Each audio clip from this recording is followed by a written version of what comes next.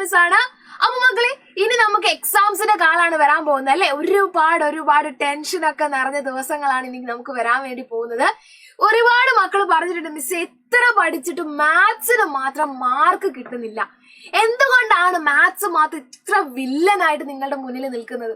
അപ്പൊ നിങ്ങൾ എവിടെയോ എന്തോ ഒന്ന് മിസ്സായി പോകുന്നുണ്ട്. പഠിക്കുന്നതൊക്കെ അടിപൊളിയാണ്, പക്ഷെ എക്സാമിന്റെ സമയത്ത് ക്വസ്റ്റ്യൻ പേപ്പർ കിട്ടുമ്പോൾ ഇക്വേഷൻ മറന്നു പോവുക, ക്വസ്റ്റ്യൻ വായിച്ചിട്ട് മനസ്സിലാവാതിരിക്കുക, അല്ലെ ആൻസർ ചെയ്തു വരുമ്പോൾ തെറ്റി പോവുക. അങ്ങനെ ഒരുപാട് പ്രശ്നങ്ങൾ കൊണ്ടാണ് നമുക്ക് മാത്സിന് മാർക്ക് നഷ്ടമാകുന്നത്.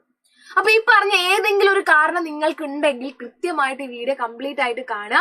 ഇതിൽ പറയുന്ന കാര്യങ്ങൾ ഒന്ന് പ്രാക്ടീസ് ചെയ്യുക, ഒന്ന് ശ്രദ്ധിച്ചു നോക്കുക. അപ്പൊ നിങ്ങൾക്ക് നല്ലൊരു മാറ്റം തന്നെ എക്സാമിന്റെ സമയത്ത് ഉണ്ടാകും. ഓക്കെ, അപ്പൊ എന്തൊക്കെയാണ് എക്സാമിന് പോകുന്നതിന് മുമ്പ് നമ്മൾ അറിഞ്ഞിരിക്കേണ്ട, എക്സാമിന് പ്രിപ്പറേഷൻ നമ്മൾ ചെയ്തിരിക്കേണ്ട കാര്യങ്ങൾ എന്നുള്ളതിൽ ഒന്നാമത്തെ കാര്യം എന്ന് പറയുന്നത് making A sheet of formulas and revise before exam. Mind map എന്ന് പറഞ്ഞ നിങ്ങളൊരു സാധനം കേട്ടിട്ടുണ്ടാവും, അല്ലെങ്കിൽ ചീറ്റ് നോട്ട്സ്ന്നോ അല്ലെങ്കിൽ ഷോർട്ട് നോട്ട്സോ എന്നൊക്കെ പറഞ്ഞിട്ടുണ്ടാവും. ഇതൊന്നും എക്സാമിന് പോകുമ്പോൾ കോപ്പി അടിക്കാനുള്ള സാധനമല്ല.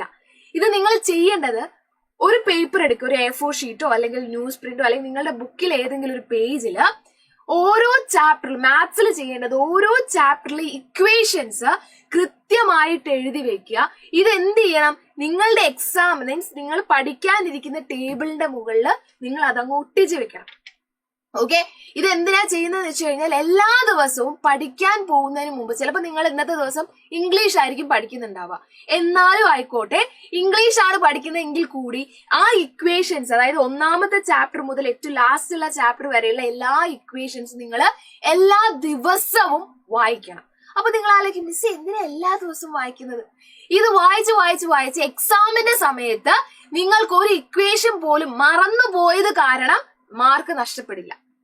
ഇക്വേഷൻ അറിയാത്തത് കൊണ്ട് മാർക്ക് നഷ്ടപ്പെടുന്ന പ്രശ്നം വരില്ല. ഇക്വേഷൻസ് ഡെയിലി നമ്മൾ വായിക്കുക, ഇത് നമ്മൾ കയ്യിൽ വെച്ചുകൊണ്ടിരിക്കുക. അതായത് എക്സാം ഹാളിൽ കയറുന്നതിന് മുമ്പ് പോലും നമ്മൾ എന്ത് ചെയ്യണം, ഒരു പ്രാവശ്യം അതിലൂടെ റിവൈസ് ചെയ്ത് വെക്കണം.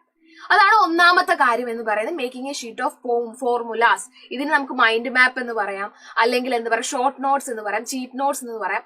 ഇതൊക്കെ എന്താണ്, നമ്മൾ ആ ഒരു ചാപ്റ്റർ കംപ്ലീറ്റ് ആയിട്ട് പഠിക്കാതെ ഷോർട്ട് ആക്കി നമുക്ക് എന്ത് ചെയ്യാം, നമുക്ക് പെട്ടെന്ന് റിവൈസ് ചെയ്യാൻ പറ്റുന്ന രീതിയിലാക്കി വെക്കുന്നതാണ്. അത് ഒന്നാമത്തെ കാര്യം. അപ്പൊ ഇതെല്ലാരും ചെയ്തു നോക്കുക. നമ്മൾ ഡെയിലി കാണുന്ന ഒരു സ്ഥലത്ത് ഇത് ഒട്ടിച്ചു വെക്കുക. എന്തായാലും അതിലൊരു ഇക്വേഷൻസ് മറന്നു പോയത് കൊണ്ട് നമുക്ക് എന്തായാലും ഒരു ക്വസ്റ്റ്യൻ വിടേണ്ട ഒരവസ്ഥ വരില്ല. രണ്ടാമത്തെ കാര്യം, അണ്ടർസ്റ്റാൻഡ് ദ ബേസിക് മാത്ത്. ഇപ്പൊ നിങ്ങൾ വിചാരിക്കും ലീവ് ഉള്ള ദിവസങ്ങളിൽ മാത്സ് പഠിക്കുമ്പോൾ എന്തായി പഠിക്കണ്ടേ? മക്കളെ, ഏറ്റവും ബേസിക് ആയ കാര്യങ്ങൾ. അപ്പൊ നിങ്ങൾ ആലോചിക്കും, എന്താ മിസ് ഈ ബേസിക് ആയ കാര്യങ്ങൾ?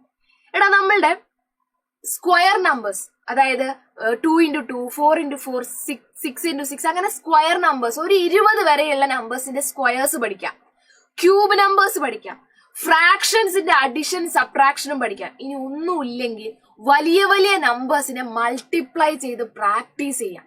ഇതൊക്കെയാണ് ബേസിക്സ് എന്ന് പറയുന്നത്. അഡിഷൻ, സബ്ട്രാക്ഷൻ, നെഗറ്റീവ് നമ്പേഴ്സിന്റെ അഡിഷനും സബ്ട്രാക്ഷനും മൾട്ടിപ്ലിക്കേഷൻ, ഇങ്ങനെയുള്ള കുറെ കാര്യങ്ങൾ, അതായത് ബേസിക് ആയിട്ട് നമുക്ക് അറിഞ്ഞിരിക്കേണ്ട, മാത്സ് ചെയ്യാൻ അറിഞ്ഞിരിക്കേണ്ട കുറെ കാര്യങ്ങളുണ്ട്.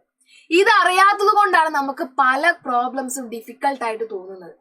വേറൊരു എക്സാമ്പിൾ പറയുവാണെങ്കിൽ, കിലോഗ്രാമിനെ ഗ്രാമിലാക്കാനും കിലോമീറ്ററിനെ മീറ്ററിലും സെന്റിമീറ്ററിലാക്കാനും ഇതൊക്കെ ബേസിക് ആയ മാത്സ് ആണ്. ഇതൊക്കെ ചെറിയ ക്ലാസ്സിൽ നമ്മൾ പഠിച്ചു വന്ന സാധനങ്ങളാണ്. അതൊന്നും ഓർമ്മയില്ലാത്തത് കൊണ്ട് നമുക്ക് ആൻസേഴ്സ് തെറ്റിപ്പോകാനുള്ള സാധ്യതയുണ്ട്. അപ്പൊ നമുക്ക് ഈ ലീവ് ഉള്ള ദിവസങ്ങളിൽ, വെക്കേഷനിലൊക്കെ ഈ ബേസിക് മാത്സ് പ്രാക്ടീസ് ചെയ്യാം. പിന്നെ ഉള്ളത്, പ്രാക്ടീസ് ഇമ്പോർട്ടന്റ് ക്വസ്റ്റ്യൻസ്. ഓരോ ചാപ്റ്ററിലെയും ഇമ്പോർട്ടന്റ് ആയ ക്വസ്റ്റ്യൻസ് നിങ്ങൾക്ക് ഒരു പ്രാവശ്യം ക്ലാസ്സിൽ കേൾക്കും, 2-3 പ്രാവശ്യം നിങ്ങൾക്ക് എന്ത് ചെയ്യാം, ഒറ്റയ്ക്ക് ചെയ്തു നോക്കാം. ഒരു പ്രാവശ്യം ക്ലാസ്സിൽ ടീച്ചർ എടുക്കും, നമ്മൾ എല്ലാം മനസ്സിലായി അല്ലേ? പക്ഷെ നിങ്ങൾ ഒരു പ്രാവശ്യം പോലും അത് ഒറ്റയ്ക്ക് ചെയ്ത് നോക്കിയിട്ടില്ല എങ്കിൽ അതിലൊരു കാര്യമില്ല. നിങ്ങൾ കേൾക്കുമ്പോഴോ അല്ലെങ്കിൽ കാണുമ്പോഴൊക്കെ നമുക്ക് മനസ്സിലാവും, പക്ഷെ ഒരു പ്രാവശ്യം ആരുടെ സഹായവും ഇല്ലാതെ മക്കൾക്ക് എപ്പോഴാണോ ആ ക്വസ്റ്റ്യൻ ഒറ്റയ്ക്ക് ചെയ്യാൻ പറ്റുന്നത്, അപ്പോൾ മാത്രമാണ് ആ ചാപ്റ്ററിൽ ആ ചോദ്യം നിങ്ങൾ പഠിച്ചു എന്ന് നമുക്ക് പറയാൻ പറ്റുന്നത്. അല്ലാതെ നമ്മൾ ആ കേട്ടു മനസ്സിലാക്കി, പക്ഷെ അത് നിങ്ങൾക്ക് ചെയ്യാൻ പറ്റണമെങ്കിൽ ഒരിക്കലെങ്കിലും നിങ്ങൾ ആ ചോദ്യം ഒറ്റയ്ക്ക് ചെയ്തു നോക്കണം. അതാണ് നമ്മൾ എന്ത് ചെയ്യുന്നത്, ഇമ്പോർട്ടന്റ് ക്വസ്റ്റ്യൻസ് പ്രാക്ടീസ് ചെയ്യണം എന്ന് പറയുന്നത്. ക്വസ്റ്റ്യൻ എടുക്കുക, ഒറ്റയ്ക്ക് ചെയ്തു നോക്കുക, സ്റ്റക്ക് ആവുന്നോടത്ത് നമ്മൾ എന്ത് ചെയ്യുക, ഹെൽപ്പ് എടുക്കുക, പിന്നെയും ഒറ്റയ്ക്ക് ചെയ്തു നോക്കുക. ഇതാണ് നിങ്ങൾ ചെയ്യേണ്ട ഒരു കാര്യം എന്ന് പറയുന്നത്. Last and the important thing, understand math in your language. അതായത് ഒരിക്കലും മാത്ത് ബൈ ഹാർട്ട് പഠിക്കാമെന്ന് വിചാരിക്കരുത്. നിങ്ങളുടെ കംഫർട്ടബിൾ ആയ ലാംഗ്വേജ് ഏതാണോ ആ ലാംഗ്വേജിൽ മാത്സ് പഠിക്കുക. അപ്പൊ നിങ്ങൾ ആലോചിക്കും, മിസ്സേ ടെക്സ്റ്റ് ബുക്കിൽ മുഴുവൻ ഇംഗ്ലീഷ് ആണ്, അപ്പൊ എങ്ങനെ? അപ്പൊ നിങ്ങൾ ആ ഇംഗ്ലീഷിൽ വായിച്ച സാധനം നിങ്ങളുടെ മുമ്പിൽ ഇരിക്കുന്ന ഒരു കുട്ടിക്ക് മലയാളത്തിൽ എക്സ്പ്ലെയിൻ ചെയ്ത് കൊടുക്കുന്നത് പോലെ നിങ്ങൾ പറഞ്ഞു നോക്കുക. അതായത് നിങ്ങളുടെ മുമ്പിൽ ഇരിക്കുന്ന നിങ്ങളുടെ അനിയത്തിനെ പിടിച്ചിരുത്തുക, എന്നിട്ട് എന്ത് ചെയ്യുക, ഈ മാത്സ് അങ്ങ് പഠിപ്പിച്ചു കൊടുക്കുക. നിങ്ങൾക്ക് നല്ല വ്യത്യാസം ഉണ്ടാവും. നമ്മൾ പഠിപ്പിക്കുമ്പോഴാണ് നമുക്ക് എന്ത് ചെയ്യുന്നത്, കൂടുതൽ അറിവ് വരുന്നത്. അപ്പൊ നിങ്ങൾ അതേപോലെ നമ്മളുടെ ലാംഗ്വേജിൽ മാത്സ് ഒന്ന് പഠിച്ചു നോക്കുക, അടിപൊളിയായിരിക്കും.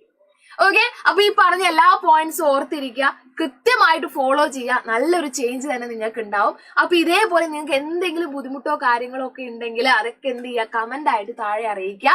നമുക്ക് എന്ത് ചെയ്യാം, എല്ലാം സോൾവ് ചെയ്യാനുള്ള ഇതേപോലത്തെ ടിപ്സുമായിട്ട് ഇനിയും വരാം. Okay, so thank you dears, thank you so much, have a great day, by.